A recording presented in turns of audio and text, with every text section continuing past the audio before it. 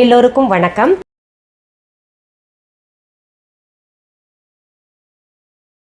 இன்னைக்கு இந்த பதிவில் நம்ம பார்க்க போகிறது 30 நாள் குழம்புகளில் 12வது குழம்பு. ரொம்ப சுவையாக இருக்கும், ரொம்ப எளிமையாகவும் இருக்கும், உடம்புக்கு ரொம்ப ரொம்ப நல்லது. அப்படி என்ன குழம்பு செய்ய போகிறீங்க மேடம் அப்படின்னு நீங்கள் கேட்டிங்கன்னா, தோல் இல்லாத மைசூர் பருப்பு குழம்பு செய்ய போகிறேன். நான் இப்போ உங்களுக்கு இதுக்கு முன்னாடி இந்த பன்னீர் புலாவ் போட்டிருந்தேன் இல்லையா, அதுக்கு மிகவும் பொருத்தமாக இருக்கக்கூடிய குழம்பு இது. ரொம்ப நல்லாயிருக்கும். நான் எல்லாம் அது கூட காம்பினேஷன் இது தான், இந்த குழம்பு தான் செய்து சாப்பிடுவேன். அப்படி இல்லைன்னா பச்சடி சாப்பிடுவேன். இப்போது அந்த குழம்பிற்கு தேவையான பொருள்கள் என்னென்ன அப்படின்றது பார்த்துடலாம். இந்த குழம்பு பார்த்திங்கன்னா பொதுவாகவே எல்லாத்துக்கும் பொருத்தமாக இருக்கும். அதாவது சப்பாத்தி, ரோட்டி, பூரி, அப்புறம் சாதா வெள்ளை சோறு இருக்கு இல்லையா, அதுக்கும் பொருத்தமாக இருக்கும். அப்புறம் புலாவ் வெரைட்டி ஏதாவது செஞ்சோன்னா இந்த குழம்பு பொருத்தமாக இருக்கும். நீங்கள் ஹோட்டல்ஸ்லாம் சாப்பாடு ஆர்டர் பண்ணிங்கன்னு வைங்களேன், அதுக்கு சைட் டிஷ் தொட்டுக்க என்னென்ன வேணும் அப்படின்றது மெனு கார்டு பார்த்தீங்கன்னு வைங்க, அதில் இந்த குழம்பும் இடம்பெறும். இப்போ நான் சொல்கிறது எல்லாமே பார்த்தீங்கன்னா இந்த பெரிய பெரிய ஹோட்டல்லலாம் சமைப்பாங்க இல்லையா, அந்த ரெசிபீஸ் தான் உங்களுக்கு சொல்லிக்கிட்டு இருக்கேன். அதை பார்த்துட்டு நம்ம ரொம்ப பிரம்மாண்டமாக இருக்கே, இதெல்லாம் நம்ம செய்ய முடியுமோ அப்படின்னு நிறைய பேர் தயங்கிக்கிட்டு இருக்கீங்க. அப்படியெல்லாம் கிடையாது. நம்ம கிச்சனில் இருக்கக்கூடிய பொருள்களை தான் நம்ம பயன்படுத்தி செய்துக்கிட்டு இருக்கோம். சரி, இந்த குழம்பிற்கு தேவையான பொருள்கள் என்னென்னன்றதை இப்போ பார்த்துடலாம். தோல் இல்லாத மைசூர் பருப்பு 2 கப், பச்சை மிளகாய் 5 இப்படி நறுக்கி வச்சுக்கோங்க. பொடி பொடியாக நறுக்கிய பூண்டு 2 டீஸ்பூன், பொடியாக அரிந்த கொத்தமல்லி இலைகள் 3 டேபிள் ஸ்பூன், நெய் 2 டீஸ்பூன், மஞ்சள் தூள் 1/2 டீஸ்பூன், சீரகம் 1 டீஸ்பூன், கறிவேப்பிலை இலைகள் தேவையான அளவு ஒரு 15 இலைகள் எடுத்துக்கோங்க. தக்காளி 1 இந்த மாதிரி நறுக்கி வச்சுக்கோங்க. தேவையான அளவு உப்பு.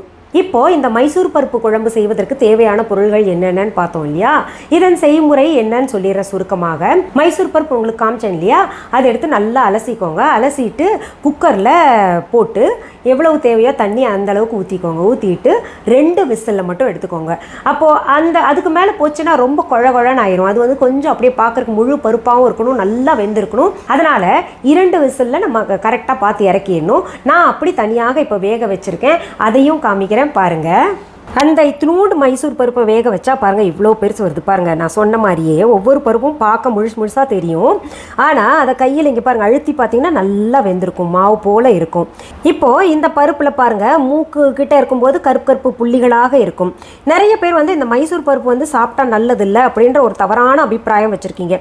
அந்த பருப்பு வேறு, அதுக்கும் பார்த்திங்கன்னா மைசூர் பருப்புன்னு பேர் வச்சுட்டாங்க. இந்த பருப்பு சாப்பிட்டா ஒன்றுமே ஆகாது. நாங்கள் பார்த்திங்கன்னா பெரும்பாலும் வீட்டில் இந்த பருப்பை தான் சாயந்தரம் சப்பாத்திக்கு பயன்படுத்துவோம். இதுவும் இதோ தோலோடு இருக்கும்ல அதுவும். இப்போ இதெல்லாம் சிலருக்கு கிடைக்கலாம், சிலருக்கு கிடைக்காமல் இருக்கலாம். நம்ம viha.online பார்த்திங்கன்னா அனைத்து மளிகை பொருள்களும் ஆர்கானிக் தான் வச்சுருக்கோம். நல்ல ஆளெல்லாம் வச்சு சுத்தம் பண்ணிக்கிட்டு இருப்போம், நல்லா காய வச்சு எடுத்து வைப்போம். ஆர்கானிக் மொத்தத்தில் சொல்லணுன்னா உங்களுக்கு இந்த பூச்சி இதெல்லாம் மருந்தெல்லாம் அடிக்காத ஆர்கானிக் பொருள்களாக மளிகை பொருள்கள் நிறையா விற்றுட்ருக்கோம். வேணுங்கிறவங்க அங்கே போய் பார்க்கலாம். நீங்கள் நம்ம முதல்ல ஒரு கடாய் வச்சுக்கலாம். அது சூடாயிருச்சு, அதில் நெய் ஊற்றிடுறேன். அதில் சீரகத்தை சேர்த்துக்கலாம், அது பொரியட்டும்.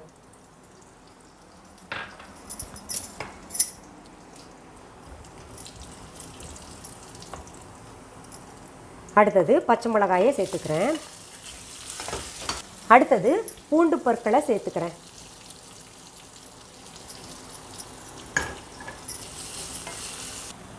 அடுத்தது தக்காளி சேர்த்துக்கலாம்.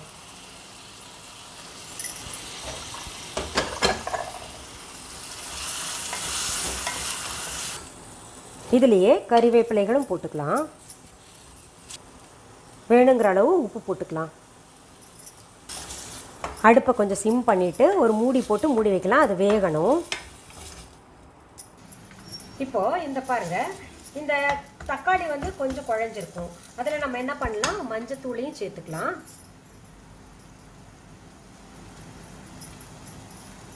சில ரெசிபிஸ் எல்லாம் நான் பிரபல தொலைக்காட்சிகளில் செஞ்சுருப்பேன்.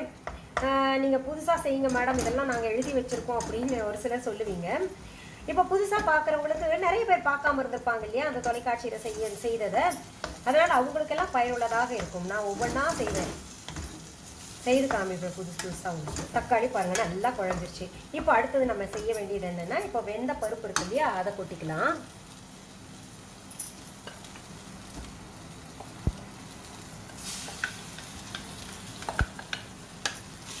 இதில் இப்போ தண்ணி சேர்த்துக்கணும்.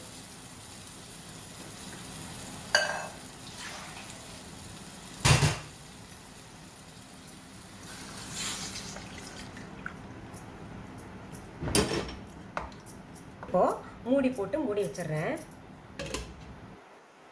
இப்போ இதில் கொஞ்சம் கொத்தமல்லி இலைகள் கூட சேர்த்துக்கலாம். நம்ம எப்பவுமே கொத்தமல்லி இலைகள் நல்லா வேகும் போது சேர்த்தோம்னா அதோட சுவையே தனி. அதனால் அதையும் சேர்த்துட்டு நம்ம அலங்காரத்துக்கு தனியாக எடுத்து வச்சுக்கலாம் கொஞ்சம். இப்போது குழம்பு கொதிச்சுக்கிட்டு இருக்கு பாருங்கள். இப்போ எடுத்துடலாம். நம்ம நான் சொன்னது போலவே பார்த்தீங்களா தண்ணி விட்டுருக்கு இல்லையா, சரியாக இருக்குது, நல்ல பக்குவமாக இருக்குது. இன்னும் ஒரு கொதி வந்தோடனே நம்ம இறக்கிடலாம். இப்போ இந்த கொதி வர்றதுக்கு நம்ம மூடி போட்டு மூட வேண்டாம். இப்போது குழம்பு இன்னொரு கொதி வந்துருச்சு. இதை நல்லா கலந்து விட்டு நம்ம பவுலில் ஊற்றி வச்சுக்கலாம். இப்போது அடுப்பை அணைச்சி நான் அடுப்பை விட்டு இறக்குறேன். பாருங்கள், சுவையான மைசூர் தால் குழம்பு.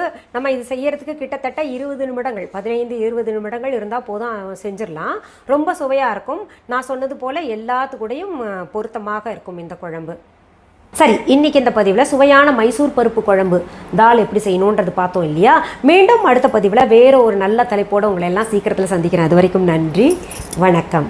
அன்பான வாடிக்கையாளர்களே, உங்கள் விஹா ஸ்டோரில் பூஜை பொருட்கள், சிலைகள், ராசிக்கற்கள், வாஸ்து பொருட்கள், விதைகள், பாரம்பரிய அரிசி வகைகள், சிறுதானியங்கள், ஆர்கானிக் பொருட்கள், மூலிகை எண்ணெய், மளிகை பொருட்கள், மரச்செக்கு எண்ணெய், மரப்பொருட்கள், வெள்ளி ஆபரணங்கள், கிஃப்ட் ஆர்டிகல்ஸ், காட்டன் மற்றும் பட்டு புடவைகள், காட்டன் சுடிதார்கள், பட்டு பாவாடை, குழந்தைகளுக்கான விளையாட்டு பொருட்கள், ஹை குவாலிட்டி இமிடேஷன் நகைகள், வீட்டு உபயோக பொருட்கள், ஜூட் பேக்ஸ், ஹேண்ட்மேட் சோப்ஸ், அழகு சாதன பொருட்கள், சிறுதானிய பிஸ்கெட்டுகள், ஹோம் அப்ளையன்சஸ், இன்னும் பற்பல பொருட்கள் விற்பனைக்குள்ளது.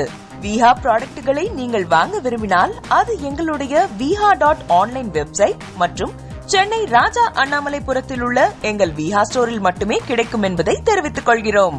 வேறு எந்த ஆன்லைன் வெப்சைட்களிலும் விஹா ப்ராடக்ட்கள் விற்பனைக்கு கிடையாது என்பதை நீங்கள் கவனத்தில் கொள்ள வேண்டும். எங்கள் விஹா ஸ்டோரின் விலாசத்தை கண்டறிய கூகுள் மேப்ஸில் விஹா ஸ்டோர் என்று டைப் செய்தால் வழியை கண்டறியலாம்.